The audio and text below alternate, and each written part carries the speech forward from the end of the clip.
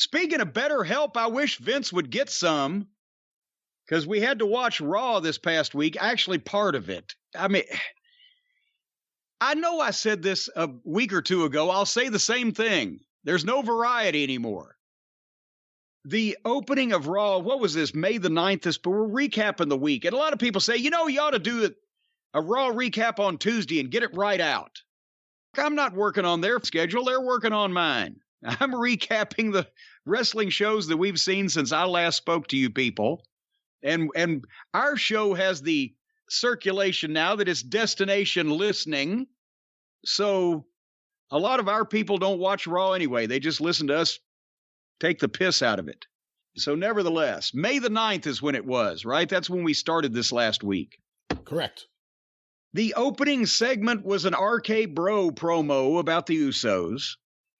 And that's when I wrote, remember, it seems like the tag teams now are out every week to interact with each other, all three of them.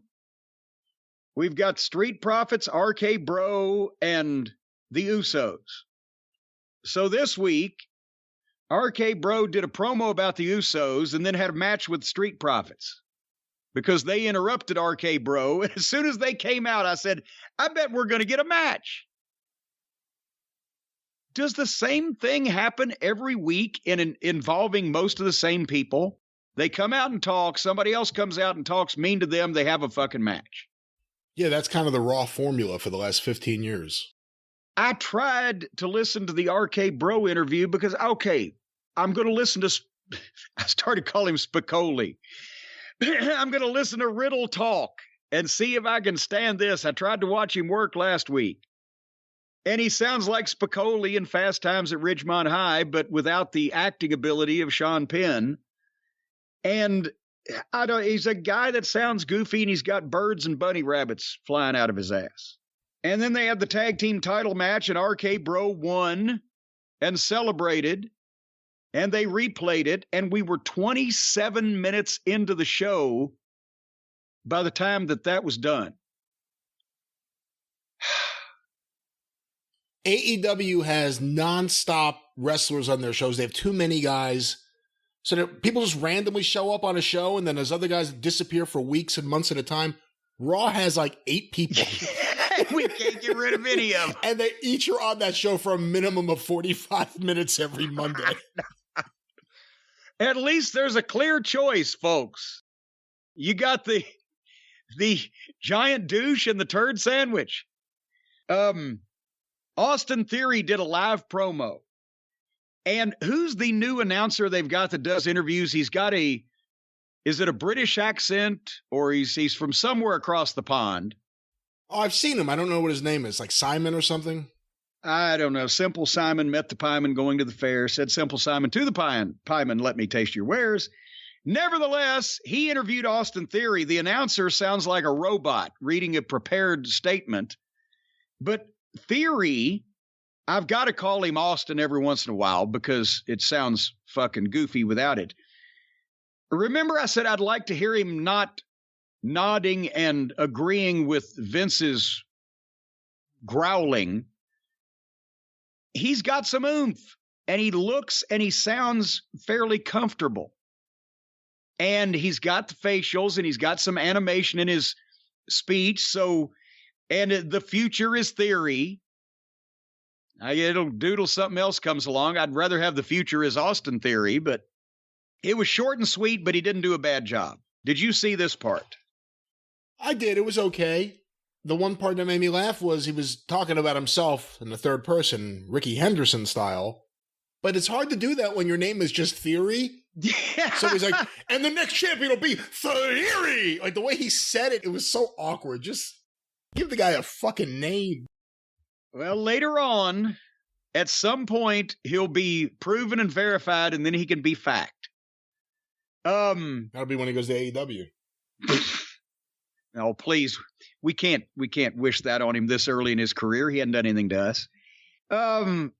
Okay, I'm sorry. I may have a problem with you here, but God damn it, the Judgment Day are showing AEW and Malfeasance Black and all the rest of those knuckleheads how to do the House of Black.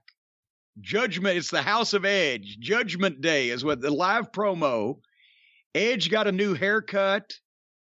He and Priest were dressed up. Ripley's dressed up. They all look like stars. I believe Edge's delivery. I like Edge's delivery because he sounds like he believes what he's saying. He's not stammering. He's not reciting.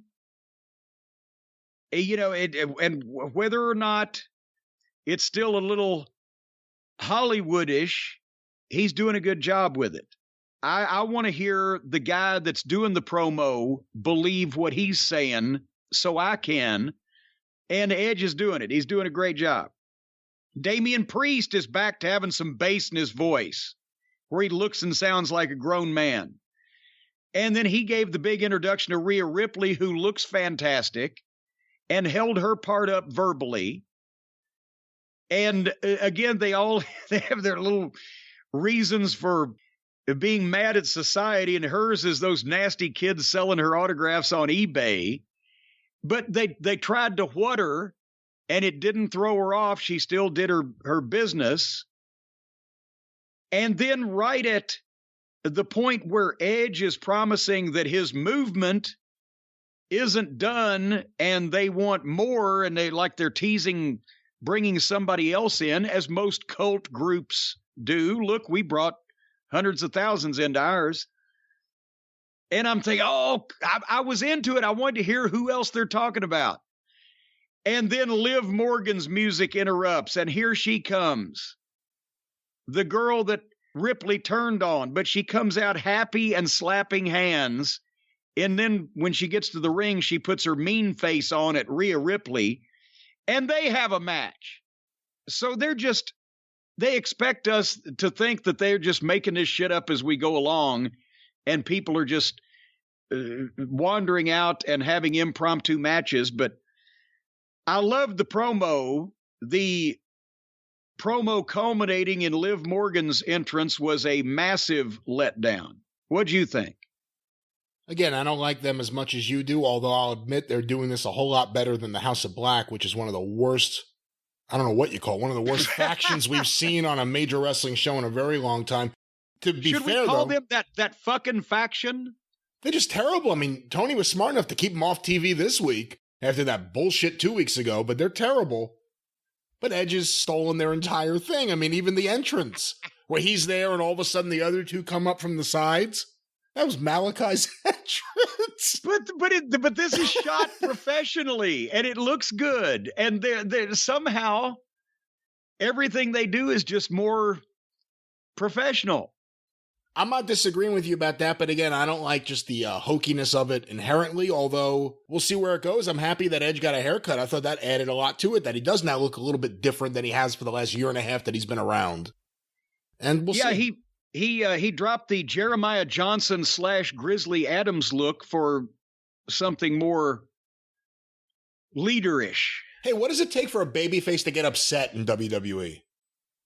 A lot of them don't get pissed too often, do they? There's no righteous indignation. There's no wanting revenge or, payback, justice, whatever. There's just, we got to smile when we come out and slap some hands. And then when we get to the ring and we see the person that sodomized us with a fence post auger, then we're going to show on our face that we're not happy with them. But Rhea Ripley wrestled Liv Morgan, and it's a mismatch whichever way you look at it. If you look at it as a shoot athletic competition, Ripley's a foot taller, 50 pounds bigger, and looks like something. And Liv Morgan looks like that she just recently, discontinued her lemonade stand in the front yard. If you look at it as a work, then Rhea Ripley is the best female worker on the roster that's not named Charlotte Flair, and I'm starting to think that that's neck and neck. And she's going to be the top female star in the business in 3 years. And Liv Morgan, So at least she dominated the thing and beat her, which is what the result should have been. I love the standing cloverleaf. Rhea Ripley looked great, and the match was what it should have been, which was pretty one-sided. But, I mean, again, Ripley with the look and the build and the way she works, and if she keeps improving at this rate, she's rock level for the females, in my opinion. But that's just me. And then after she wins, then they do the sports entertainment business, where she gets the cloverleaf back on Liv Morgan, and the referee standing outside the ring on the floor, just looking concerned, while the other two heels are standing there in the ring watching the girl beat up the girl, because they can't beat up the girl. But then music, Finn Balor comes out, and I'm like, does the whole show have to run together? And then AJ music, and I'm like, what is fucking happening? But there was no save and big brawl.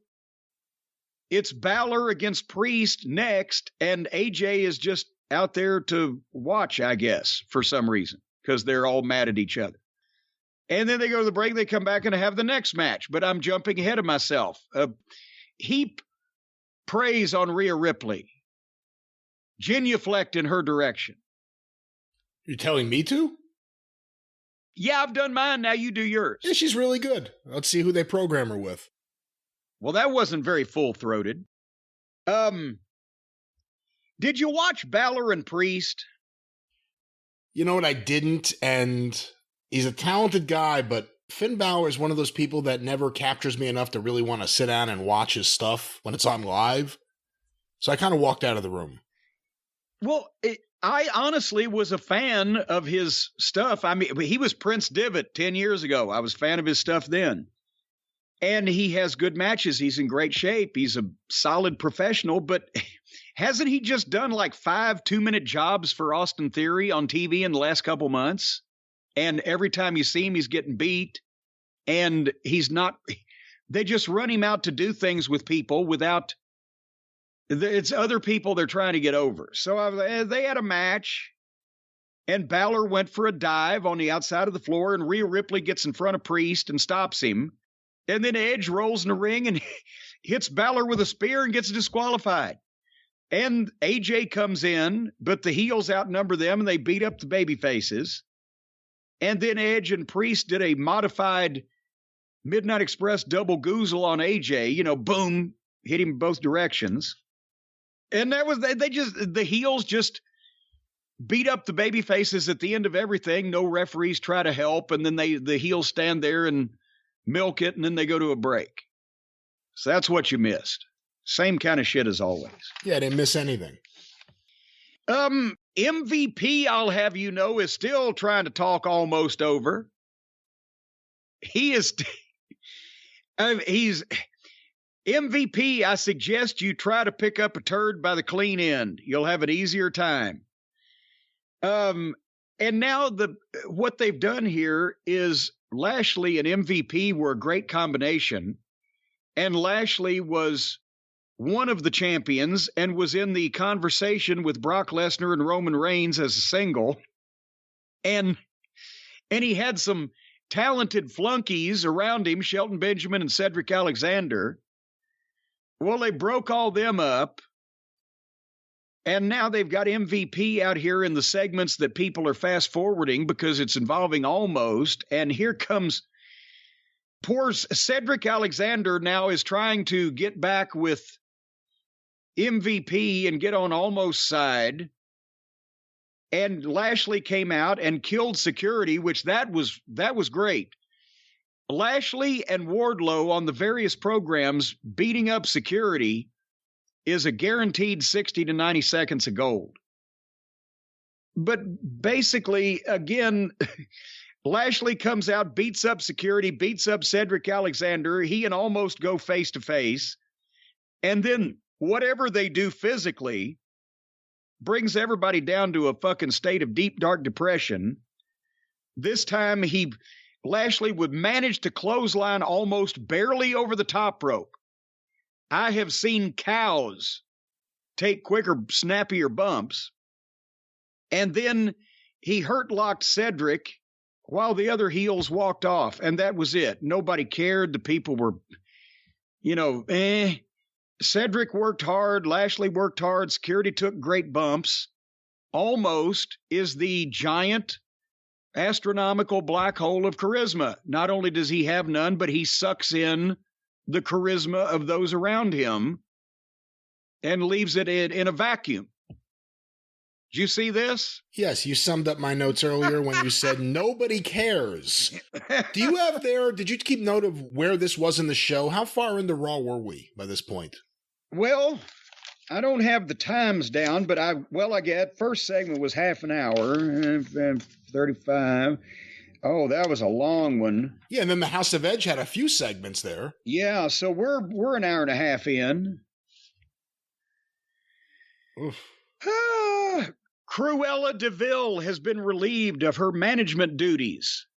Apparently, the circumstantial evidence that they've piled up against her, such as everything she's said and done on videotape on national television for the past 3 months, led them to make the decision that she was crooked.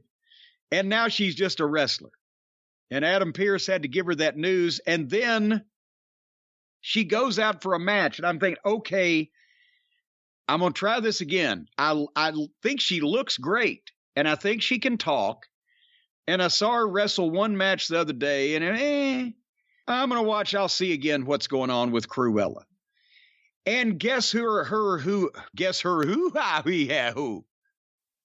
Ooh, ooh, ting, yeah, ting, walla, walla, bing, I don't remember who her hero was for this match. Yeah, well, it made Diana look like some kind of whore. Guess who her opponent was? The returning Alexa Bliss. So I was going to watch Cruella wrestle, but I have stated in the past that after all that fiend shit and whatever the thing was that Alexa Bliss did where she was puking black pea soup and all that other stuff, I would never watch her. And when she was announced, I started to fast forward, and I swear to God, this was the match. Alexa Bliss kicked her, hit a sloppy DDT, took forever to get to the top rope, and did a splash off the top, all 90 pounds of her, and beat Cruella 1, 2, 3. So this 90-pound little blonde supernatural just beat Cruella DeVille in 12 seconds. And she didn't even have her supernatural powers. She had her doll, but she was back to just being a normal person. Well, if you call that normal. For WWE, that's normal. And she was back to being that old, but with no reference made to her being able to, spin things with her mind or whatever else. Or spin plates. Bend spoons. Bend spoons with her bare thoughts. Who was that? Uri Geller. Uri Geller, yeah. Uri Geller used to bend the spoons with the power of his mind. I always liked the Amazing Kreskin better because there were radio transmitters in his glasses. I know they were. The frames were too thick. Are we continuing on with Raw? Yeah. Ezekiel was in the ring. He's the younger brother of Elias, Ezekiel. And then they introduced Kevin Owens' older brother from Winnipeg or whatever, Ken Owens. And here comes Kevin Steen in a gray wig. And obviously the premise is, for whatever reason that we have still to be determined, they have decided to bring Elias back. He looks like they've shaved a chimpanzee's ass. Cause he either looks like Cliff Compton or Golden Boy Chick Donovan physically, in little skimpy tights with no beard, and he's supposedly his younger brother now, but everybody else is going along with it except for Steen, who is just being driven to distraction because nobody will admit that he's really Elias. They did the lie detector test last week, blah, blah, blah. They did this promo, and it lasted a while, and I made a note that there was no way that I would watch this if you, Brian, were being held hostage at gunpoint at this particular moment, and the only way that you could be freed to rejoin your family and friends was if I was to sit down and watch this promo I got news for you. You ain't going to make it. Well, thankfully for all of us, I'm safe, and I'm here today. And who's smarter in wrestling than Kevin Owens? He could have gone to AEW, gotten a bunch of money, and played with his friends, or he could take a whole bunch more money from Vince McMahon and do bad comedy. Because since he signed that deal, it seems like he's gotten sillier and goofier and more Vince-like in terms of the silliness and the goofiness, to the point where we now have multiple weeks of him trying to prove that this guy isn't who he clearly isn't. I mean, it's so stupid. They've made him a child. They've made him childlike. I am so glad that Kevin Owens does not have to walk out in front of a sold-out building in Toronto in the main event carrying a Canadian flag to show the representation of his country. That would be cheesy shit. Instead, he should come out in a gray wig and be talking to a guy about why he's not his own brother. Who gives a shit about Ezekiel, and why? Did anybody care about Elias? Why does anybody even supposed to care that he's claiming to be his own brother? There is no heat to this. There's no reason to want to see a match. They fought with each other. Gable and Otis came down and helped beat up Ezekiel, and then they stood over him while nobody tried to help him. The same as always. Just different faces doing the same thing in a different segment on the same show. And then Adam Pearce did an interview with Becky Lynch and Asuka. And Brian, I will go on videotape, or let's say video, I will go on tape, on audio, on record, if you will, in saying that if some Asian American group, support group of some description does not picket or protest the WWE over this horse shit with Asuka, then nothing in modern society is racist and everything should be allowed on television. Nothing is racist. If this isn't racist with old Asuka there, then nothing is racist. So when I have to be, the Street Profits would do the Mr. Bones routine just great. If I have to be the arbitrator of what's in bad taste related to somebody's ethnic heritage, then we're in serious fucking trouble. How can you excuse or explain or bypass or overlook this woman? I'm surprised she doesn't have hemorrhoids from straining in that stereotypical, what the fuck is this? And why is nobody complaining about this? Because they like her and she seems happy. But I watched this promo this week with your thoughts in my mind, because you've talked about this before. First, I'll just say Becky Lynch is fantastic.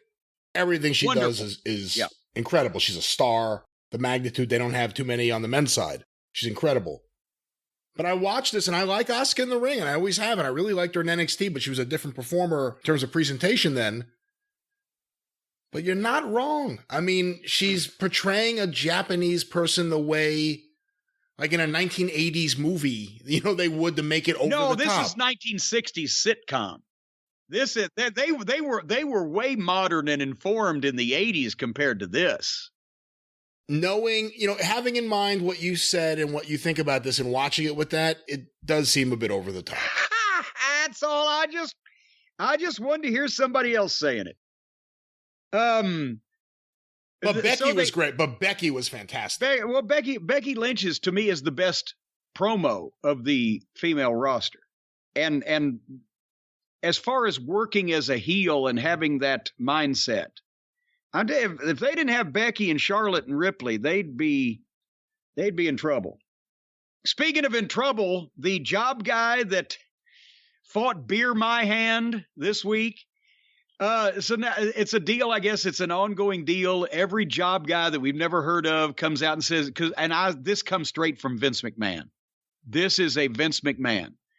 The job guy comes out and says, I'm from here in this town, even though they're not. And they'll find some place for them to work locally. They can drop that mention in or whatever. And then I'm doing this because I have children. This guy said, I got triplets at home. I have to feed my family. Well, goddamn, I'm pretty sure that they've got job openings where you don't have to fucking fight a 300-pound malevolent killer on national television for one night for one payoff. You could actually get a job. Go to Code Academy, learn to code. Do something where you'd have ongoing income for those triplets. They only got to eat once. You're going to be in a goddamn iron lung after he gets finished with you. And that's what happened. He killed another one. Did you notice the refreshing difference in the Cody Rhodes backstage promo that he did before his match with Theory? What do you mean by refreshing difference? He is the only person that I've ever seen that managed to actually look natural while not looking at the camera on a backstage promo. He did look at the interviewer. He interacted with the interviewer. He looked off into space a time or two as if he was, thinking and contemplating what he was saying, but he wasn't standing there looking like he was in a police lineup and not knowing what to do with his eyes or his hands or whatever else, like everybody else does in that situation. It must be those acting classes. There's not one wrestler in the business who has tried as hard and practiced as hard as being fake as Cody Rhodes. So he's got it down. The idea that he would master Vince McMahon's way of being completely disingenuous is not a surprise at all. I'm telling you, but, we're putting him over. He's good at it. And then here we go for the United States Heavyweight Championship, Cody Rhodes and Austin Theory. And again, you can see the difference. With the big entrance, he looks bigger in this environment, Cody does. He's not an indie wrestler. He's not even necessarily a professional wrestler. He's a sports entertainer. That's what he is. And in this environment, with these presentations, the way they do things, it fits. And this audience is taken to him as a star because he's being presented as one. Not because he was in a cool group in Japan 5 years ago, but because what he's doing here and now in this environment is being promoted as one of the most important things going on. And you can't teach that. You have to do it. So the audience, the WWE audience already, Cody. And there's kids in the audience. Did you see that? Children under the age of 14 or 15. I couldn't believe it. I was looking forward to seeing this because, as we mentioned, Theory's a prodigy, and Cody is so smooth and he can lead a match like this, and this is kind of his bailiwick, if you will. And they had a good line the last time that Cody Rhodes was in the WWE. Theory was in detention in high school. 6 years ago, he was still in high school. So they had a good match, nice stuff at a good pace. Theory's aggressive. He stays on him. For this one, here's another thing. Generally, on Raw, you get a 20-minute promo, you get fucking 10-minute entrance, they wrestle for 2 minutes and go to a commercial break because the matches aren't important. But here, they gave them time. At the start, they went a while before finally Theory cleared off the desk and was going to put Cody through the desk some kind of way, but Cody made a little comeback on the desk, and boom, and Theory got back in the ring, and they went to the break there, and then came back, and they gave him some time at the other side for heat on Cody, and then they do the double crossbody, double knockout. Both of them go down. Cody makes his comeback, hits the moonsault body block and gets a big pop on a 2 count. Theory hits false finish, gets a 2 count. Then Cody cutter. And somebody brought this up, and it's interesting. There's no difference between the Cody cutter and the RKO besides the name. And I mean, Orton goes into it differently. Cody jumps up on the rope.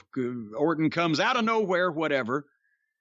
But you can tell again that Vince McMahon is sold on, we're going to let Cody be Cody and do all the Cody things because, I mean, it's let's face it, in the overall scheme of things, the RKO is more over than the Cody Cutter in all of professional wrestling, but they're still letting him do it. So Cody Cutter, the fans got up, and then here comes Seth Rollins, DQ. He's all over Cody. Theory completely disappears, and the referee stares and does nothing. And Seth curb stomps Cody on the announce desk, and the fake boos were just bullshit over the top. Whoa, the fake boo machine hated that. But so we get a good match, and then a sudden, where have we seen this for? Somebody just rolls in, boom, DQ, heat, everybody else involved disappears because it's not their scene, and nobody tries to do anything about it, and any official there on the scene just stares at him. But it's a good match for Raw. It's a very good match for Raw. Typically, Cody Rhodes has been in the best match on the pay-per-view or on any Raw he's on since he returned to WWE. And a lot of the things that made Cody different from the Pack in a negative way, let's say, in AEW, make him better than the Pack than everyone else in WWE. He fits into this mold, this style of talking, this style of presentation. The fans are into him. This was a good match. I hate the bullshit finish, but every now and then you have to do it. And you brought up something earlier about Vince McMahon going with Cody. Has to make you wonder, considering when he was negotiating with Cody, when did they get wind that Roman Reigns was going to want to take time off or do other things and only work a part-time schedule? Because you got to figure that went into any negotiations with Cody, and they're using him like a top guy. They have him, I said SummerSlam the other day, the Money in the Bank promos in Vegas are Cody in the stadium. I wonder if Cody's negotiation was the best time for Cody and he didn't know it because he didn't know that Roman Reigns was going to take off. Good point. And I guess they're not in the same social circle, so he wouldn't have been privy to that. So things, sometimes the cake does rise when you put it in the oven. Other times it's deflated. Speaking of deflated, the next match was Sasha and Naomi against Doudrop and Nikki Ass. And obviously I was going to skip this, but again, slow in picking up the remote control. Did you see the first 20 seconds of this match after the bell? I saw some of this match, but whatever you saw, I must have missed because I don't even know what you're talking about. Naomi threw 2 flying drop kicks at Doudrop and missed both of them. What, right in a row, the first 2 things, drop kick missed, drop kick missed. And to be fair to Naomi, in one of them, because she was running at Doudrop kind of backed up a step or two, anticipating she was going to hit with a drop kick, but Naomi's so short and her legs are short, and when she tried to jump up, you've seen sometimes when people who can't throw a drop kick will lean back too much and not jump up enough, and they just end up falling over backwards and throwing their feet up in the air. Yeah. Well, on the first one, Naomi's right foot kind of grazed Doudrop, but on the second one, she just fell in front of Doudrop. Neither one touched, and Doudrop just staggered back in the corner. Anyway.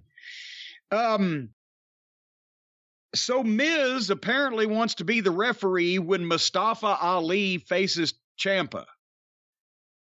And I don't know what. Champa, why gimmick this? It's Ciampa's first match on Raw, right?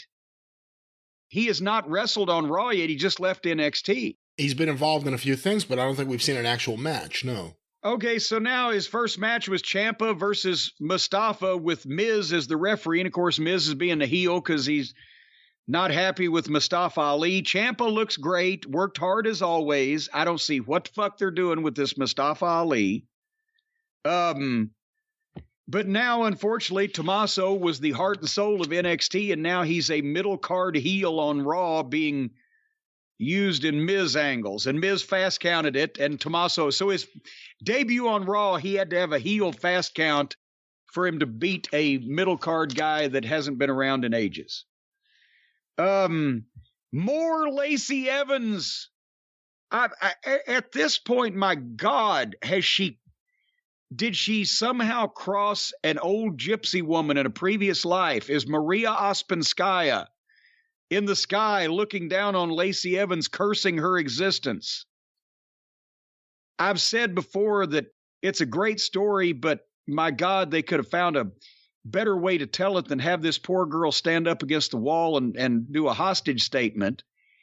But it's getting fucking old. And if I see that picture of her shaggy, redneck, hillbilly, toothless, alcoholic father again, is there another picture of this fucking reprehensible human being? Or we could just change that up a little bit. That's the only B-roll. She's standing there telling this awkward story, and every once in a while they'll flash up a picture of her father just to remember who you're mad at.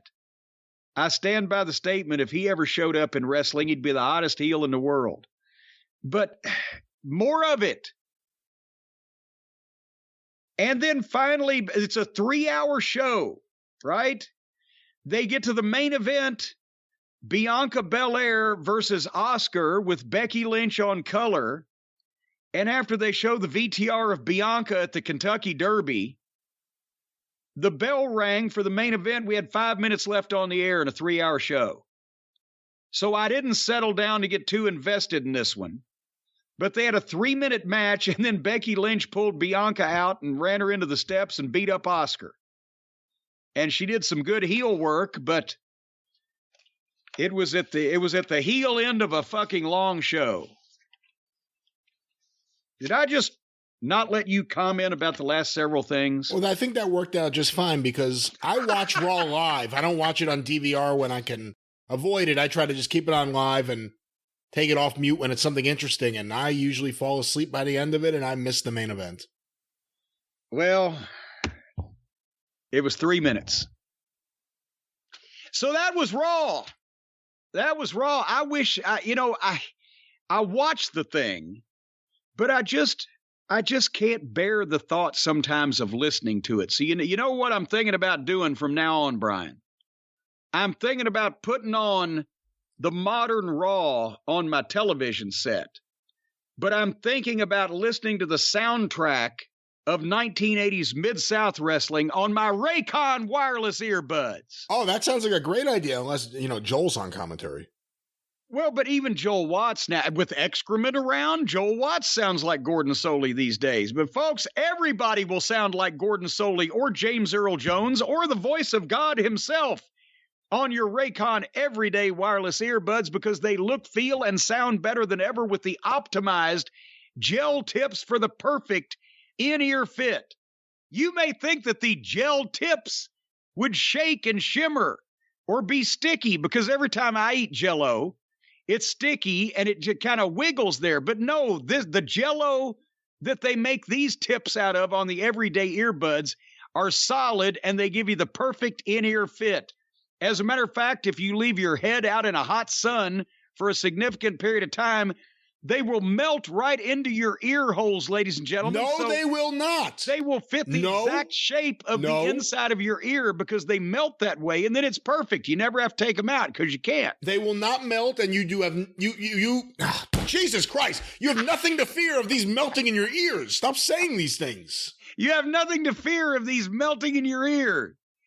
Or I had nothing to do on that hot afternoon, so I thought I'd sit down and write you a line. I've been meaning to call you, but anyway.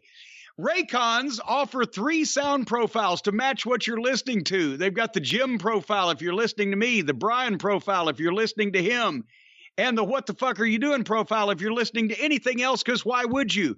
But they also have noise isolation and awareness modes, so you can choose to be immersed in sound or to be able to hear your surroundings when it might be necessary, such as there's things falling on you or bearing down on you at a high rate of speed. Raycon gives you 8 hours of playtime and a 32-hour battery life. And who knows, the way things are going these days, you might not have 32 hours left in your own life. So splurge on these Raycons and you'll never have to charge them up again if things go sideways. But you can even charge them wirelessly. I don't know how, but you can. It says it right here. And this is a big point with me. You get the same quality audio as the other premium audio brands, but at half the price. Half the price. And that doesn't mean that they won't last, that they're not quality.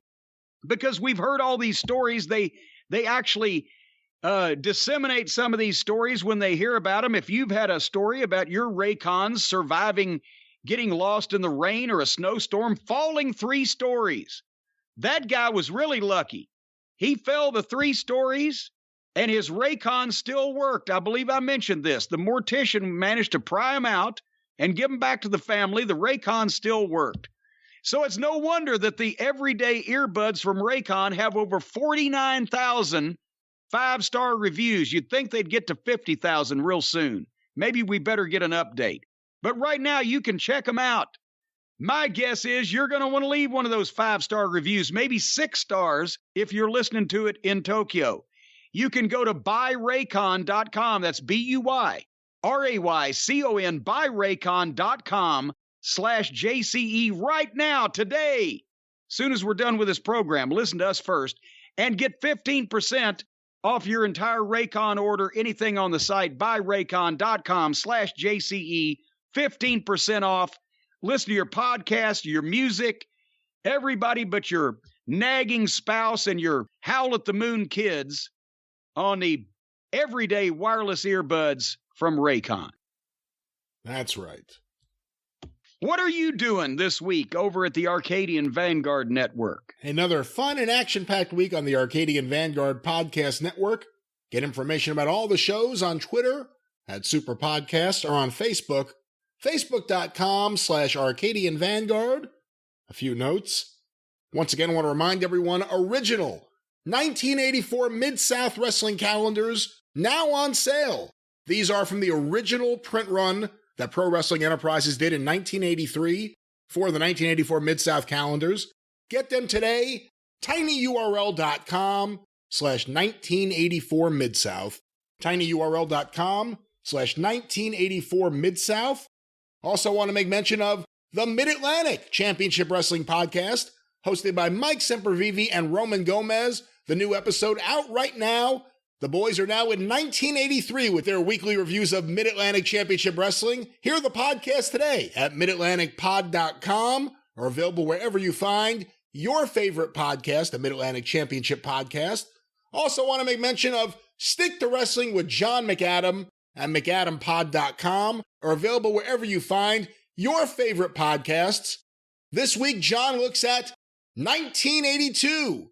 He's had a few interesting episodes recently looking at Georgia Championship Wrestling from 1982. This time he's looking at May of 1982. Hear it today at McAdamPod.com or available wherever you find your favorite podcast, Stick to Wrestling with John McAdam.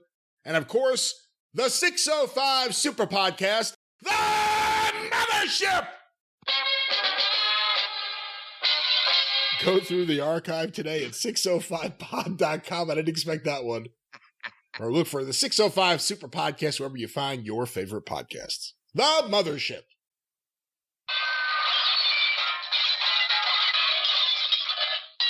I didn't yell at that time. All right. All right.